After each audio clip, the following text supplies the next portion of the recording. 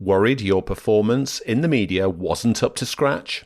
Request a free and personalised review of your performance now. Find out by Googling Marvellous Media Training.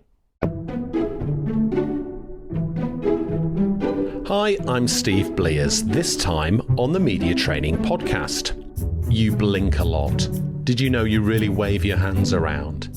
Most leaders, they'd rather get tasered than appear on TV. Focusing on this level of detail is a waste of time.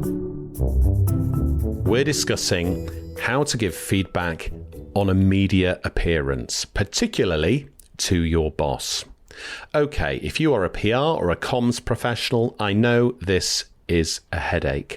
Giving constructive or mildly critical feedback to your CEO or someone more senior is a common pain point. It may be you don't have the skills or confidence to tackle these issues head on. Often you'll have leaders who are quite set in their ways when it comes to media appearances. Maybe they take your briefing on key messages and just ignore them. Perhaps they'll just head into a media interview and just do it their way. Infuriating. So, coming up, my tips on how to give feedback after a media interview. But first, I think it would also be useful to briefly talk a bit about how we do it during media training. When we are giving feedback, we generally do a series of on-camera interviews, perhaps 5 members of a senior leadership team, and then watch them all back collectively, reviewing them in turn after each interview has been played. Now, some colleagues, although well-meaning, can be terrible at giving feedback.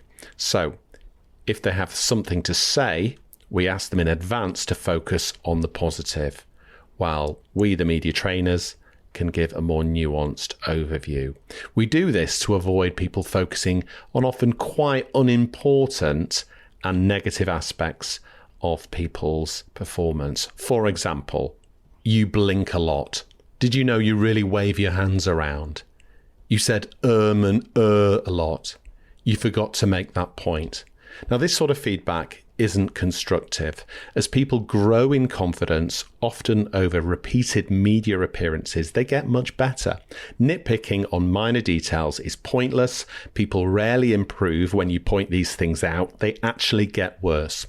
It really doesn't matter what you do with your hands. If you wave your hands around normally during a conversation, that's fine. Just do it on TV. If you're blinking, erming and erring, we all do this a lot in conversations. Focusing on this level of detail is a waste of time in feedback.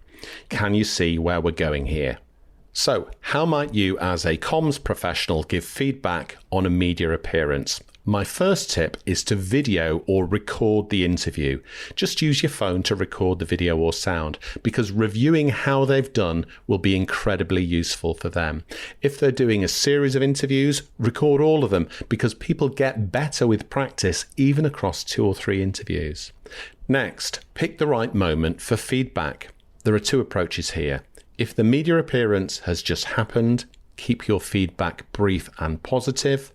For a more detailed review, schedule a meeting where discussing the media appearance is on the agenda and your boss is in receive mode for a learning conversation. Whatever you do, don't ambush people with feedback. This is so important. Don't wait to bump into them at the water cooler and launch into advice. Don't do that.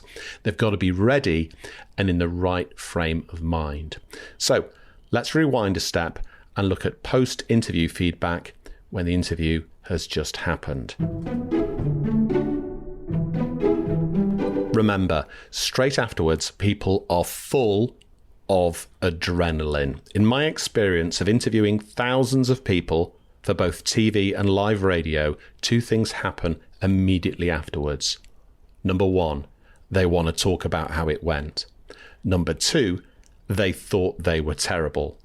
And in my experience, women in particular can be much more self-critical, whereas balding men in their 50s usually think they aced it when they didn't. So, post-appearance, This is a great point for some supportive words, not detailed feedback, particularly if there are some more interviews to do. You'll have watched the interview and probably have identified some areas of improvement, but for now, focus on the positive aspects, particularly if they are new to appearing in the media. As discussed, there's no point jumping in with specifics about demeanour, nerves, verbal tics, hand waving. Also, this isn't the time to review the video. Let your boss see that for themselves later. At this point, you could try saying, "Well done, how did it go?" And your boss might reply, "I was so nervous, I think I messed up, my mind went blank."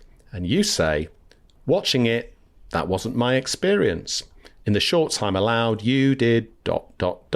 Now here, pick 3 things that went well. You got a key message across, offered an opinion that illustrated your ideas clearly, and a simple anecdote. Well done, that sort of thing. Just an aside here. Most leaders hate the idea of media appearances. They'd rather get tasered than appear on TV. It's incredibly exposing and confidence sapping. That's why in our media training, we focus on helping people to communicate with confidence. FYI, did you know you can request a review of your media appearance from us? We'll watch or listen to it and create a personalized video containing supportive and useful feedback. It's free and without obligation. Check out our website, Marvelous Media Training, for details. Okay, plug over. So moving on, you've scheduled a meeting with your boss for a review of their appearance. Review is a more positive word than feedback, let's face it. This will create the right moment for a conversation. Make sure you have enough time. Avoid interruptions and distractions so everyone can focus. Watch or listen back to the performance together, and here are some useful questions you can ask. A few days have passed. How do you think it went watching it again? Replies will include, "Not as I thought at the time." Great.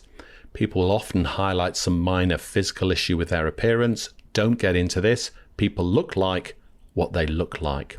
You could say, "I really didn't notice that," unless of course there is a glaring issue. Remember to offer solutions. They might say, "I was erming," and you say, "Did you feel prepared enough?" It can help to take a beat or a breath instead, or slow down your delivery, that sort of thing.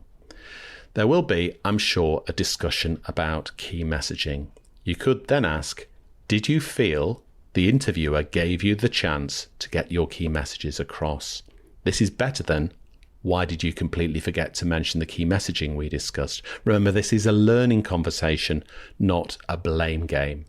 Other great talking points are, did you feel you successfully managed to acknowledge and bridge away from a difficult question? For example, that's an important point, but the real issue here is, or, I know you have strong opinions on a specific topic. Did you feel you had a chance to share that? And given another stab at this, how would you do it differently? It's really about acknowledging the person being interviewed is in a vulnerable position. Being 100% satisfied with a performance is never going to happen. Satisfactory is what you are aiming for. Satisfactory is great. There's always room for improvement. Now, oddly, in my experience, spokespeople, once given the right framework to answer journalists' questions, get better very quickly with a little practice. And counterintuitively, the less they care and the less they worry, the better they get. I'm not suggesting people wing it here. Preparation is key. But going into an interview with a "this will be fine" frame of mind is where we want your boss to be. So, in summary, try to look at the performance as a whole, rather than it being a vehicle for repeating key messages. Media appearances are messy and imprecise. When you're giving feedback, especially to higher ups, it's all about striking that fine balance. You're guiding, not grilling. Focus on learning, not critique. Be constructive and foster a space for confidence to grow. This way, you'll also cement your role as a trusted, skilled advisor. Now, if your leaders need help with media appearances, get in touch. hello@bitfamous.co.uk. Thanks for listening.